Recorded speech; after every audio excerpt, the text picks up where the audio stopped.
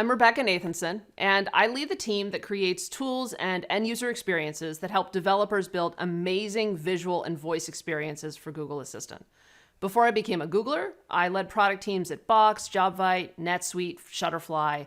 I worked across enterprise software, consumer products, and developer products, and I'm really thrilled to be really getting my hands dirty on the developer side now.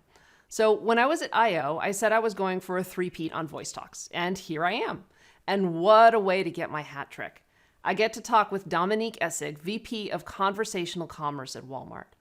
Walmart has a really long history of tech innovation. I remember some brilliant colleagues from eBay heading off to Walmart.com back in the mid-2000s, and it's no different today.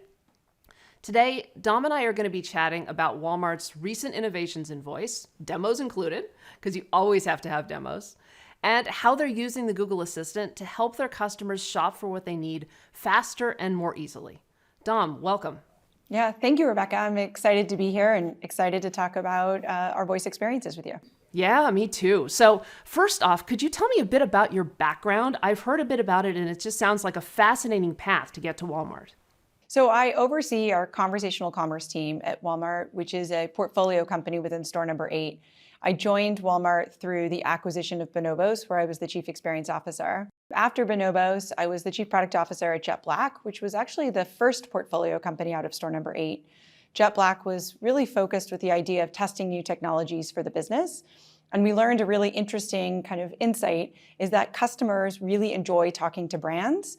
So our conversational commerce team is focused on that. How do we build conversational capabilities and experiences that Walmart customers can talk to us to save time and to live better? Wow, if we played the Do You Know game, I bet we would encounter a lot of people in common, both of us being in product for as long as we have been.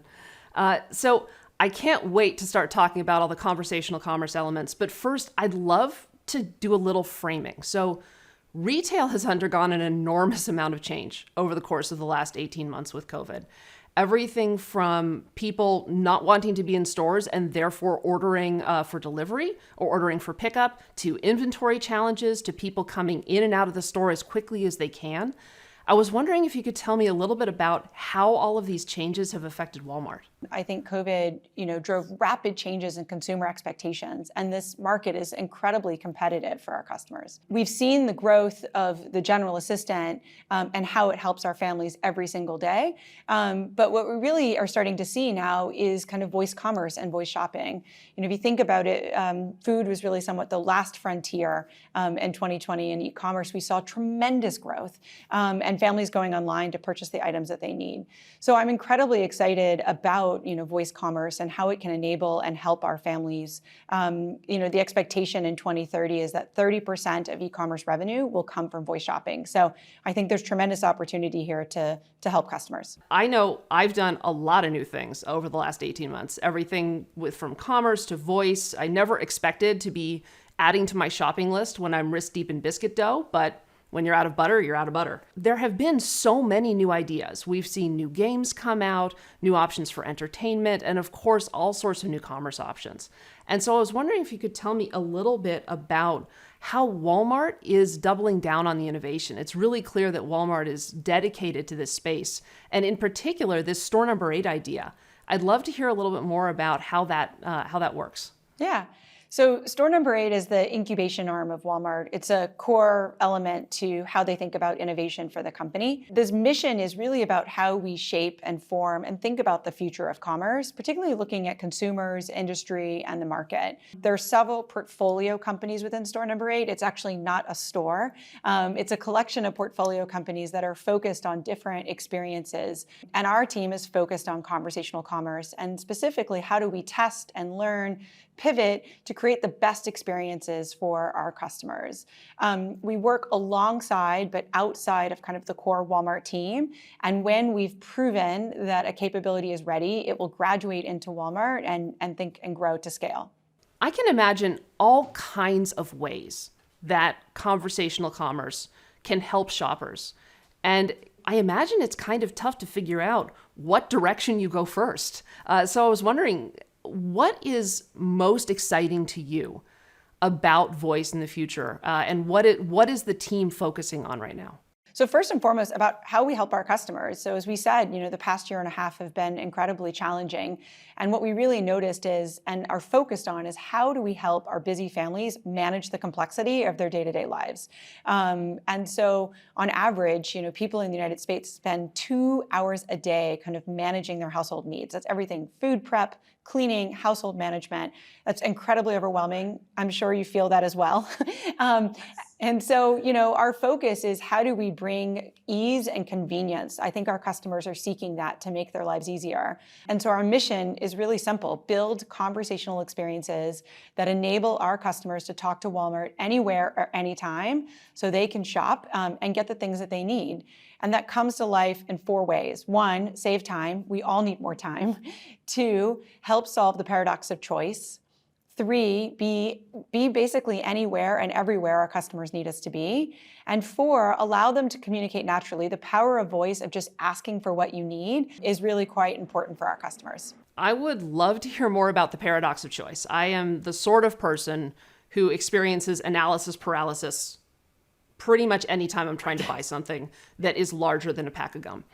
So how does Walmart help users manage that paradox of choice through voice? Yeah. So first off, Rebecca, you're not alone. I think that we all feel that challenge, and there's so many options out there today.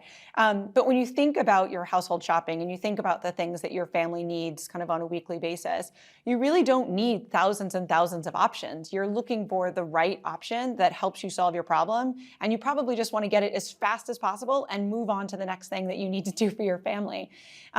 So we use, in conversational experiences, we use your order history, your profile, and our goal is to find a set of the greatest products for you and bring those back to you as fast as possible, because you want to move on. You want to be hands deep in biscuit dough and making and having those memories with your family. I can feel my blood pressure dropping already. I don't have to worry. Just pick something out and move on. It sounds perfect. One of the other things that when I was initially talking with you and talking with the team about this, I'm newer to Google. I joined about a year ago. But Walmart has been working with Google on voice since 2018, which is an eternity in internet time. So I was wondering, what is the history there? What did you start with? How have things changed over time? And what is the real focus right now? Yeah. No, that is an eternity in internet years. So we started and first built voice shopping in kind of early 2019. And really the idea started with that, our customers are incredibly busy. And the moment that they think of the item that they need an ability to just talk and tell Walmart to add those items to their cart. We see this all the time. Our customers are, preparing dinner. They're in the kitchen. Their hands are dirty, and they pull that last item off the shelf. And so by quickly just saying, hey, Walmart, add this to their cart, they're able to make sure that they're not going to be without that item in the future. Just as you said, as you're busy cooking biscuits, very easily you can just ask for the item that you need. And so the idea that you can be hands-free and multitask at the same time is just a huge opportunity for our customers to just manage all of the complexity of managing their household. I was wondering if you could tell me a little bit about the experience of building those actions. I'm sure it must have been an interesting process because it was very early on in the lifetime of the app actions capabilities. You're right. So we've been working hand in hand with the Google team. We launched our first set of actions late 2020, watched the progress and how customers use them, and then have launched 4 more this year. The goal and focus of that has always been about how do we take those tasks that customers are using over and over and over, working hand in hand with the Google team to build those and launch them to really ease the process of customers using Walmart.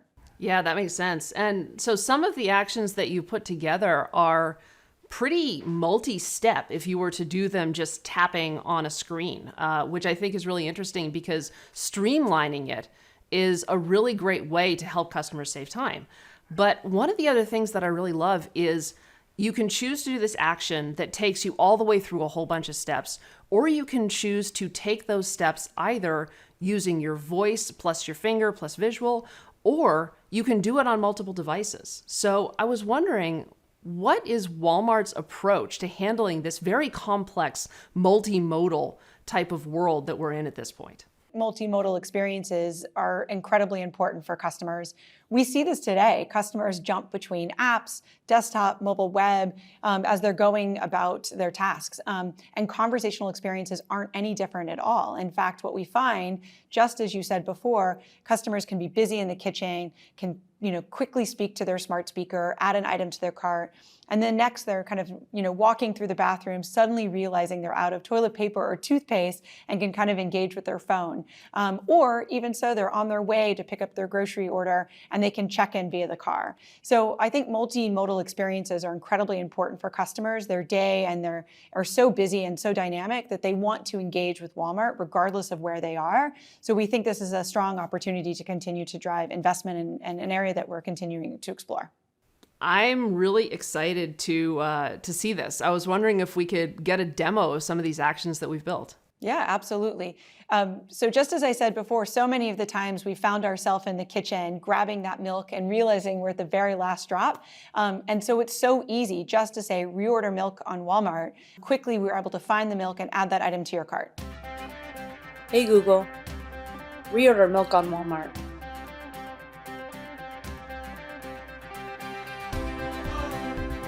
One of the other things that you mentioned was scheduling a pickup.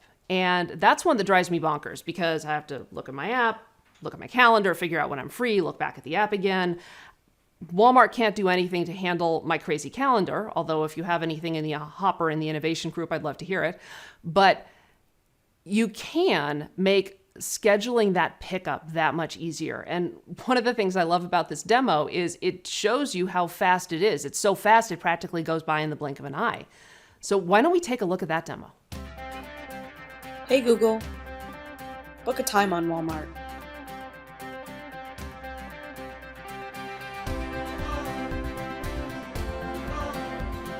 I kind of need to go and do some shopping and schedule a pickup.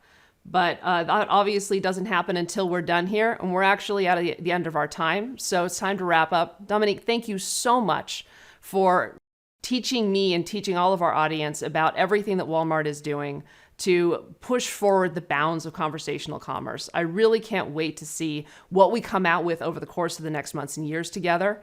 And I've really enjoyed our time. Yeah, thank you, Rebecca. It's great to be here to talk with you, to work with the Google team, and really excited to share more about how Walmart is innovating in the voice experience to help our customers.